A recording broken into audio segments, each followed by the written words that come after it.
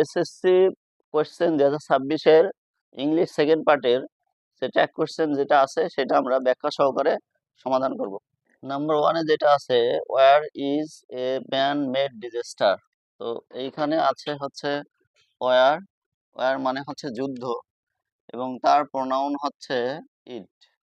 তো আমরা ইট বসাই দিলাম, এবং এই যে হেল্পিং ভার্ব যেটা আছে সেটা হচ্ছে ইজ। তো আমরা ইজ এর সাথে ইন কমাটি যোগ করে দিলাম। তাহলে প্রথমটা ট্যাগ কোশ্চেন হচ্ছে ইজেন্ট ইট। দ্বিতীয় যেটা আছে, এভরিবডি সাফার্স ফ্রম ইট। তো এভরিবডি আমরা জানি যে এভরিবডি এর প্রোনাউন হচ্ছে দে, আমরা দে বসাই দিলাম।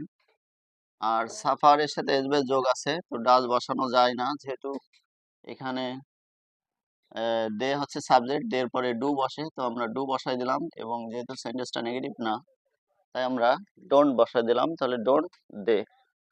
পরেরটা আছে ওম্যান অ্যান্ড চিলড্রেন আর দ্য ওল্ডেস্ট সাফারিয়ার। তো ওম্যান এবং চিলড্রেন দুইটাই হচ্ছে প্লুরাল, তো প্লুরালের জন্য আমরা সাবজেক্টটা প্রোনাউন দিয়ে বসাই দিলাম।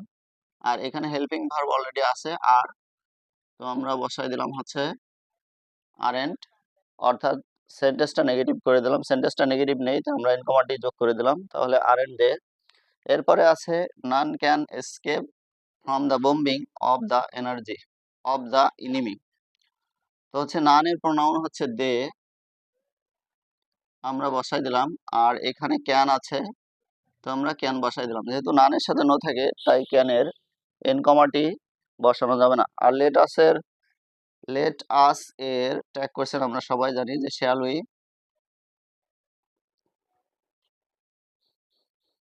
তো আমরা লেটস বা লেট আস এর ট্যাগ কোশ্চেন শ্যাল উই সবাই জানি, তো লেটস বা লেট আস এর ট্যাগ কোশ্চেন করে দিলাম।